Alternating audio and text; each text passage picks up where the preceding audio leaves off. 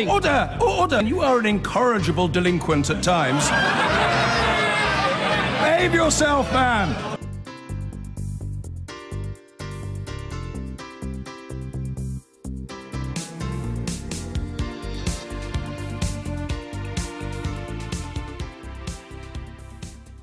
Now, we heard earlier from Norman Smith that the Prime Minister is getting plenty of advice from within her own party about what position to take on Brexit. But she's not the only one.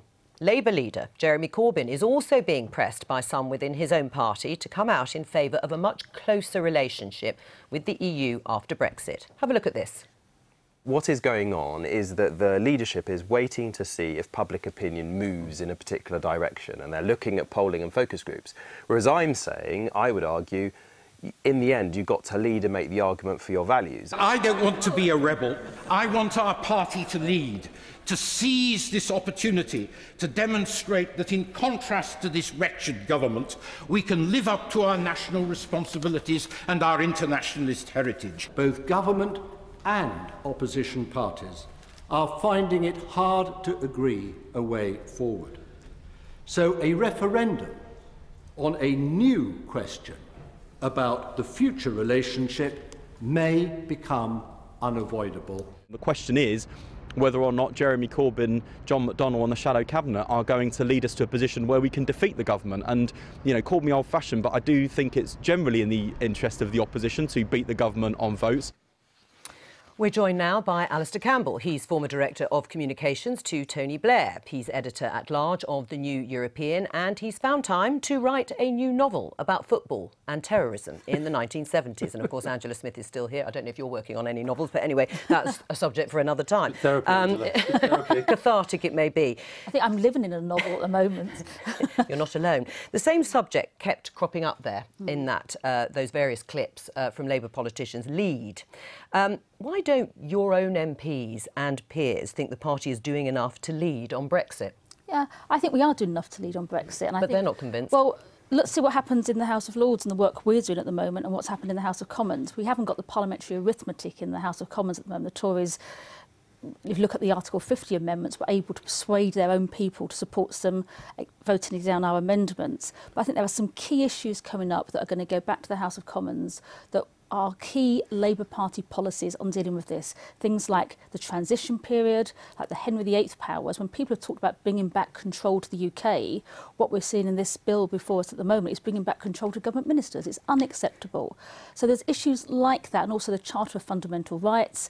Those kind of issues, I think the Labour Party has shown great leadership on. Do you share the frustration of MPs like Wes Streeting, who feels that the leadership is not being clear about what it wants in terms of Brexit and an end relationship with the EU, and it needs to come off the fence? I mean, I don't think it's just a frustration of MPs. I think out in the country there is massive frustration.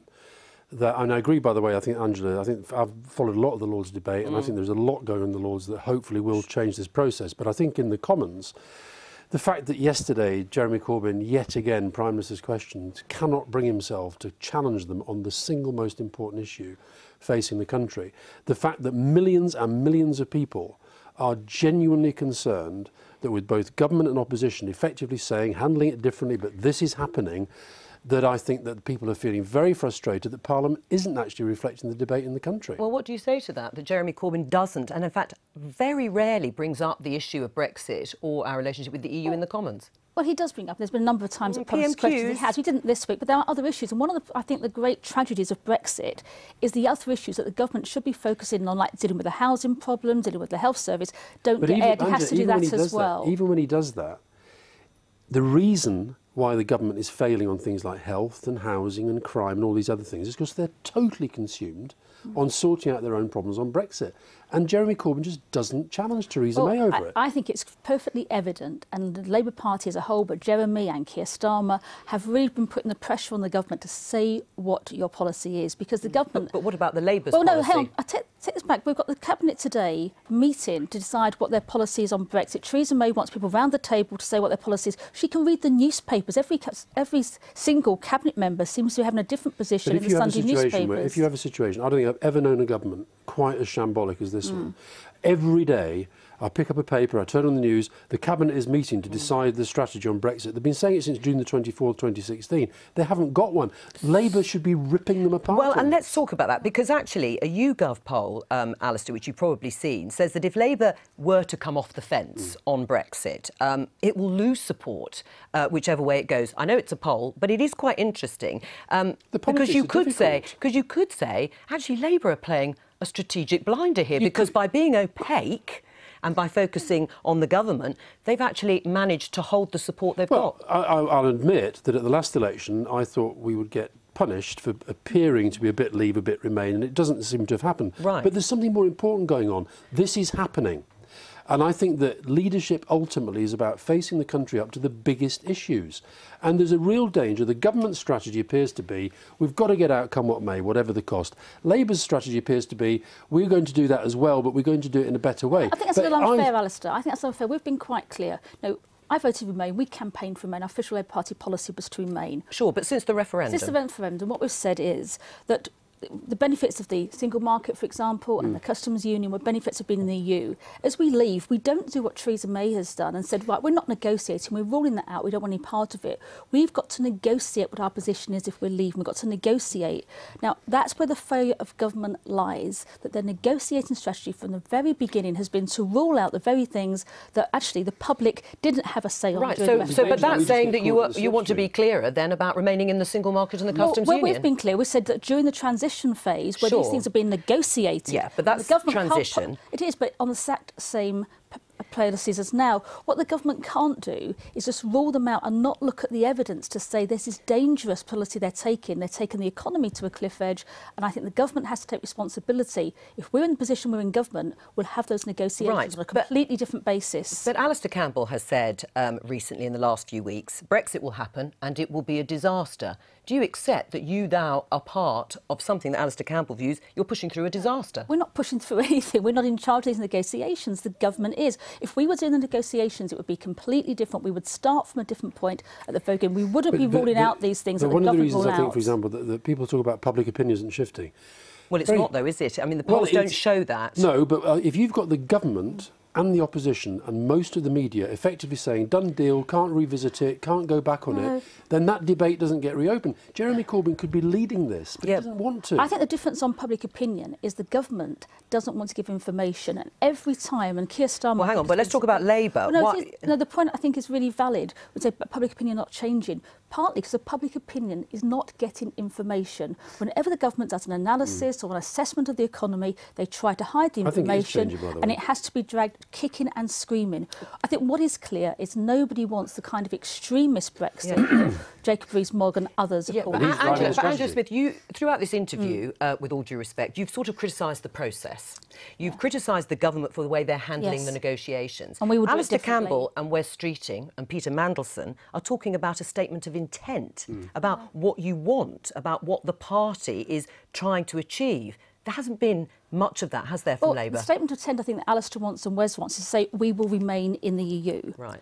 And that's the statement of intent. And that's not the statement of intent. The Labour Party has accepted the result of the referendum and said, but we would do it differently. What we wouldn't do is do you destroy accept the economy. that actually that is not a position that the Labour Party is going to take up? I accept the real difficulty of the politics, and I really do. But let me. What, you really think they're actually going to say we're going to remain in the EU at some point? No, I think the politics are difficult. I hope that as this goes on, we reach an understanding that if we decide that the costs are too high, the chaos is too great, the risk to Britain standing in the world is too great, the threat to the peace process in Ireland is real, if they accept all that, they have to then follow through on a logic that says that means the public should be entitled. But as a former strategist, Alastair Campbell, you wouldn't be saying that at this point, would you? Since, as you admitted, that facing both ways, if that's how you view it, has helped. No, I'll tell you why I would, because I think at the moment the country is incredibly confused and desperate for leadership. They're not getting it from the government. The government is a total, complete shambles. There was Amber Rudd did a very revealing at the interview at the weekend, where she said that we're looking for something that all of us can live with. She meant the ministers. They've lost sight of the public. And I think if Labour came out and led do you know what? We've looked at this. We've looked at it every which way. This is going to damage. And look at that stuff yesterday in the North East and in the West Midlands and Northern Ireland and Scotland. That's where it gets damaged. Wouldn't that be a more honourable position to take? Never mind a position that is more representative of Labour members, certainly, even if the polls broadly across the country haven't shifted. Because at the moment, all you're doing is coming in behind the government and saying, well, you're doing this badly, you're doing this wrong, but we haven't got a suggestion or any but we do say how we would do it differently, and that's really important. I think saying to achieve what? To achieve what? If there's going to be Brexit in this country, and at the moment it's where the referendum is, and the Labour Party has accepted the referendum result, then you have to say we don't leave in the damaging way this government's doing. One, it doesn't have a policy on trade. The cabinet hasn't discussed a policy on trade. Well, that's why you need that transition phase. So where's Labour going? That's why we've got the transition phase. That transition phase is so... No, don't laugh, Joe. It's really important. No, I'm not laughing at the transition phase. Yeah. It's more about delaying the point at which Labour clears up exactly what it wants to do. No, Labour's been really clear. We would not, in the negotiations, we would never rule out being in the customs union or the single market. They are not ruled out. But yet, the votes in Parliament, whenever there's been a vote in Parliament, it seems to be that the whip has been to say don't vote for it. No, it hasn't. These are matters of negotiation, and I think the negotiations are key. There's certain things, like I think the Northern Ireland border is a really interesting one. The government has still not resolved. Well, they can't resolve it. If they say we're never going to be in any form of customs union, they can't resolve it, and they can't identify how they would have a soft border. So was it wrong for the Labour Party to whip their MPs to stop them voting against some of the Brexit deals that have gone through so far? Well, the Brexit deal, we haven't seen the Brexit deal, and we've reserved the right. They've had Article 50. We've obviously been looking at the withdrawal bill, and actually Labour MPs were told not to vote against these things. Those are not to do with the deal. The Article 50 was to start the process, and that was recognised in the referendum. We tried to make amendments, and the withdrawal bill, Joe, has nothing to do with leaving the EU. What the withdrawal bill is about, it's a very technical bill, unfortunately, about bringing all those protections that we have contributed to and been in EU law, bringing that back into UK domestic law. The meaningful vote, Alastair. What would you like to see Labour MPs do? Are you minded, if you were in the position now, advising Jeremy Corbyn to say, vote against the deal, whatever its content? No, you have to judge it. But I think that, look, Keir Starmer some while ago set out the tests against which it be judged. Judge it against them. And I cannot see, if Labour do that, how they can support the deal that she's in the Well, that in effect is saying, vote down the deal, and what would happen? I am in a much easier position than Angela, because I'm not part of the inner circle, and I can say what I think. I do think this is going to be a disaster.